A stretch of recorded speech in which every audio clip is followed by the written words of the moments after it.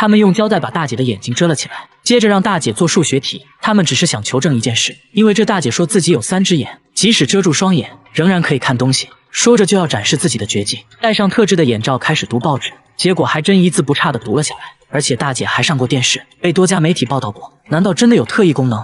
大家决定换一种测试方法，先在角落偷偷画了几个图形，然后让大姐照着画出来。没想到还真难不倒她，众人都叹为观止。大姐表示自己这属于第6感，能感受到周围磁场的细微变化。平时在家都蒙眼打扫卫生，就是为了不断训练第6感。不过呢，凡事要讲科学，毕竟眼罩是大姐自己准备的，说不定里面就有猫腻。于是节目组现场制作了一个眼罩，又用胶带把她双眼遮起来，现在完全看不到任何光线。那先来道计算题吧。计算过程中，大姐表现得很奇怪，她始终侧着身子，不停转头，好像在寻找一个合适的角度。她解释说要用一侧的鼻孔感受数字。这时大家开始怀疑她的真实性，随后想到一个绝对不会作弊的方法，直接把黑色胶带贴在眼睛上，这样就没有任何缝隙了。那么好，测试继续，在距离她3米的位置举起扑克牌，让大姐猜手上拿的是什么。这时大姐突然开始发功，一阵手舞足蹈后，什么都没猜出来。大姐却要求休息片刻，说能量用完了。只见她不停地大口吹气，片刻后就看到胶带被她偷偷吹出来一条缝隙。接着大姐表示可以开始了。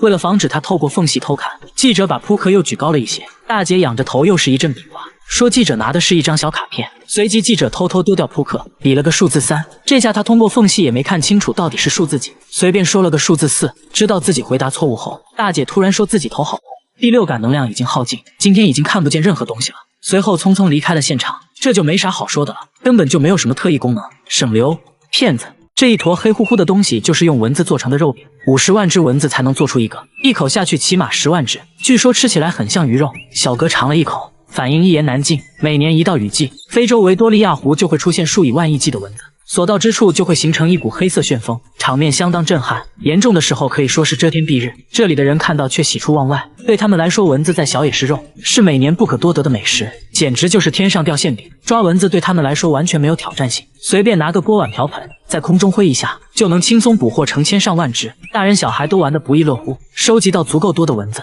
就可以制作蚊子肉饼了。第一步，把蚊子捣成黏糊糊的一坨，像揉面一样揉成团，然后手工按压成肉饼的形状，按压力道是关键，会影响最终的口感。接着起锅烧油，一瞬间伴随着滋啦滋啦的声音，肉香四溢散开，煎到两面黢黑即可。里面熟不熟不重要，吃的就是这个原汁原味。你看隔壁小孩都馋哭了。据说蚊子饼吃起来很像鱼肉，因为蚊子主要生活在湖边，所以还会夹杂一丝海鲜味。煎炸属于常规做法，当地还有更加独特的烹煮做法。煮上满满一锅蚊子汤，一口浓汤下肚，别提多鲜了。摄像小哥不相信，决定尝一尝。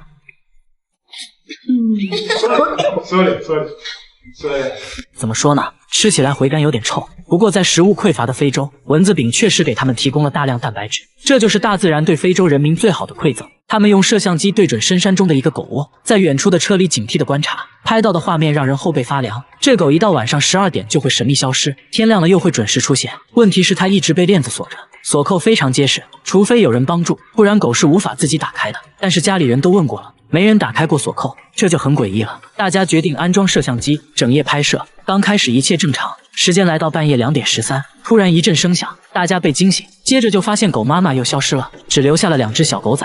大家赶紧查看录像，只见它在狗窝附近徘徊了片刻，突然在没有任何人帮助的情况下，锁扣就被打开了，接着就消失在黑夜里。看着录像，大家不禁起了一身鸡皮疙瘩，中间到底发生了什么呢？动物专家反复观看录像，认为问题可能就出在链子上。这链子是有硬度的，只要将链子巧妙地旋转一下，就可以轻松地别开锁扣。只是这个旋转角度不好掌握，但很明显，狗妈妈已经可以熟练地找到这个角度，很轻松就打开了锁扣。但现在还有一个疑问，它为啥每天晚上都要溜出去呢？大家仔细检查了它的出走路线，发现它每天出去是来这里吃狗粮，毕竟吃饱喝足才有精力喂养狗崽子，应该是本能驱使让它这样做。主人也很懂事，在每天的狗粮里又加了一盒罐头，换上了新的锁扣，这样它就不会在半夜消失了。一群专家对着一坨大便又摸又闻，还用吸管收集起来，只因这坨粪便不一般，是这面墙拉出来的。每天早上这面墙就会出现满墙粪便，有长有短，有粗有细。然而这条街上只有他家墙上会出现这种现象。你要说有小动物在地上拉屎可以理解，但什么动物会在墙上拉屎呢？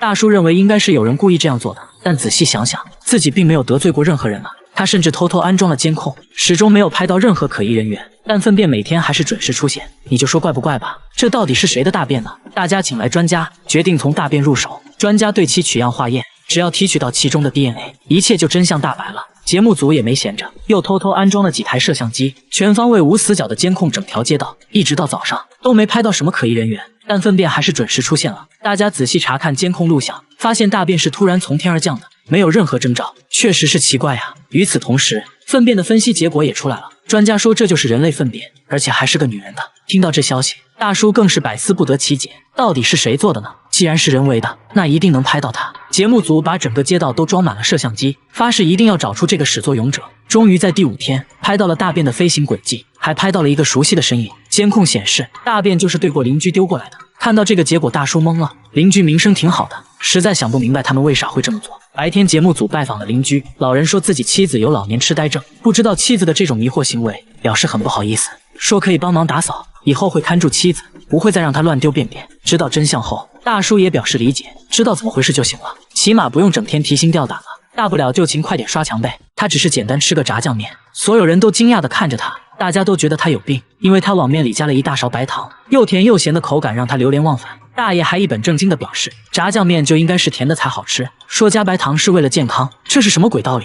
大爷在村里很出名，出门前必须在兜里装几10块糖，见人第一件事就是分享糖果，自己的嘴巴永远不会闲着，随时随地来一颗。他说每天都要吃60颗，可以说除了睡觉就是吃糖，但糖果只能算是开胃菜而已。又到饭点了，大爷打开了糖罐子，把满满1勺白糖加在米饭里，做了个白糖拌饭，这个我觉得还是能接受的。然而接下来的操作就比较奇葩了，他连泡菜都要蘸糖吃，这谁受得了？说来也是奇怪，每天吃这么多糖，大爷身体却很健康，从不吃糖的妻子却得了糖尿病，真是造化弄人啊。饭后大爷还得来一杯咖啡消消食，里面又加了8勺糖，搅拌搅拌一饮而尽。就这种喝法，他每天都要喝5杯，算下来1周就要吃掉6斤白糖，这属实已经在人体承受范围之外了。妻子一直想不通，应该是老伴得糖尿病才对啊，造化真是弄人了。话说这样吃糖牙齿能受得了吗？